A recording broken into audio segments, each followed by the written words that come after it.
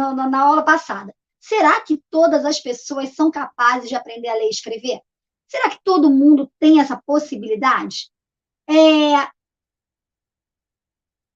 Será que todas as crianças têm que se alfabetizar ao mesmo tempo também? Será que todo mundo consegue se alfabetizar ao mesmo tempo? Ou isso é aos poucos?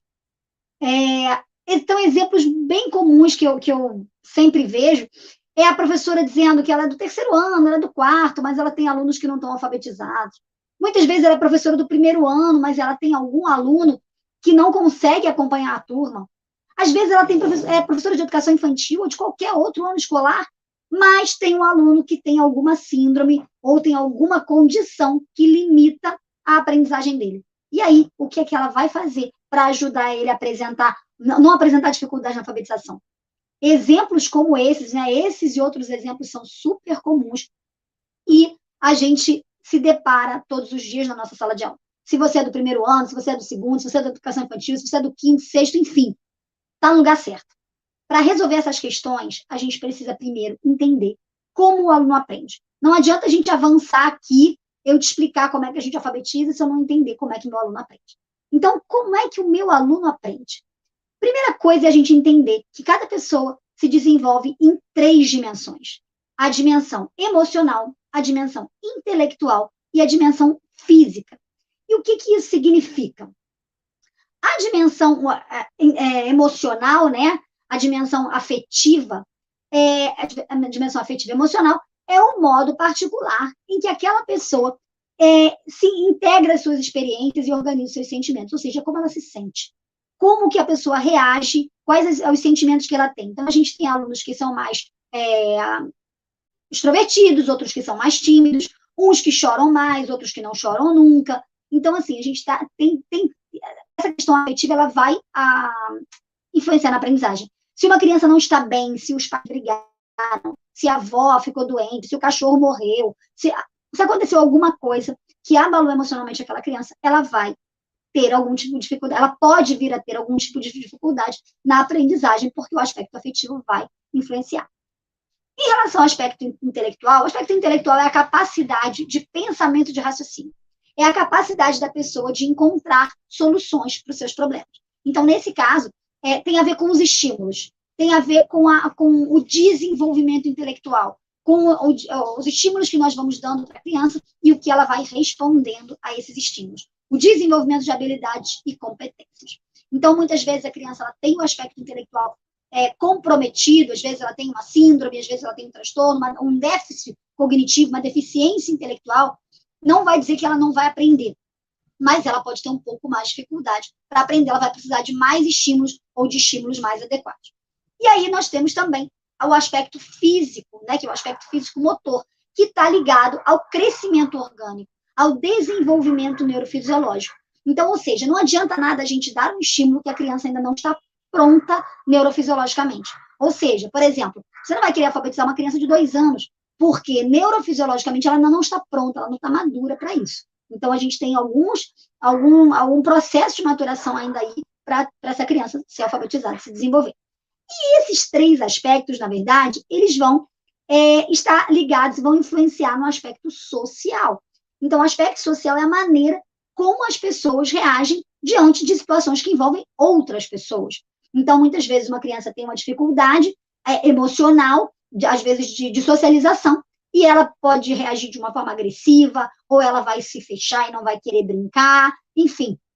Todos esses 3 aspectos vão envolver o aspecto social, vão se refletir, na verdade, no aspecto social. E aí, a gente precisa ficar atento e conhecendo a nossa criança. Por quê? Porque aprender a ler é um deslumbramento. Então, a gente tem um deslumbramento de ensinar e de aprender a ler.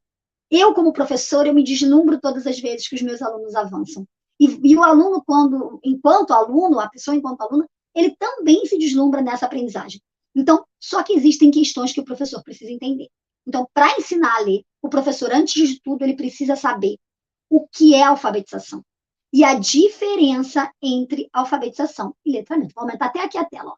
O que é alfabetização e a diferença entre alfabetização e letramento, e a gente vai ver isso na próxima aula. O que é letramento, o que é alfabetização, são processos completamente diferentes, mas que estão ligados. A outra questão é como a criança aprende, que a gente acabou de ver, o que está influenciando o aspecto da aprendizagem, e a gente vai ver aqui ao longo do curso aprendizagem, e a gente vai ver aqui ao longo do curso como essa criança aprende, como acontece a aprendizagem dela, e que conflitos estão envolvidos no processo de alfabetização. A criança pensa, qual é a letra? Quantas letras eu preciso para escrever? Quantos pedacinhos a palavra tem? Como é que isso se processa? São muitas letras, são poucas letras, eu não sei fazer, eu sei fazer. Então, assim, existem vários conflitos envolvidos no processo de alfabetização que a gente também tem que levar em conta. Outra questão também é o que significa ensinar e o que significa aprender a ler. Eu posso achar que estou ensinando muito bem e, de repente, o meu aluno não está entendendo nada do que eu estou falando.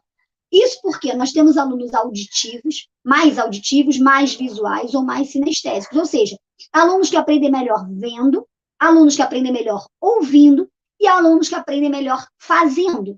Então, nas nossas aulas, a gente precisa trazer estímulos visuais, estímulos auditivos e estímulos sinestésicos para que a gente possa contemplar todos os nossos alunos.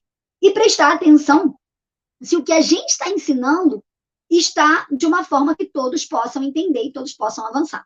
Então, ensinar não está ligado à forma como o aluno aprende. Então, na verdade, o aluno não tem que se adaptar à escola ou como você ensina, mas você tem que se adaptar à forma como o aluno aprende e entregar o conteúdo para ele da forma como ele consiga entender. Outra questão importante também desse nosso deslumbramento é o papel do professor alfabetizador. Qual é o meu papel? O meu papel, em relação aos meus alunos, é despertar neles a aprendizagem, despertar curiosidade, despertar motivação, a vontade de querer aprender e dar os subsídios necessários para que eles construam o seu conhecimento. Mas sem um ensino explícito, isso não acontece. Então, eu vou ter que ensinar como ele vai ler, ensinar como ele vai escrever, dar os subsídios para ele e, a partir desse domínio da escrita e da leitura, ele avançar nos seus conhecimentos. E entender também, é preciso que a gente entenda também o que é linguagem e como é que esse indivíduo adquire a linguagem escrita.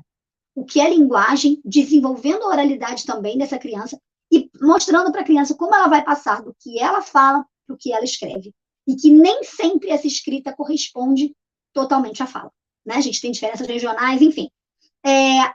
E, por último, uma questão muito importante é que procedimentos metodológicos vão permitir que a criança perceba a função social da escrita, pratique a leitura e entenda o funcionamento do código alfabético. E essa questão, principalmente, ela tem a ver com o método.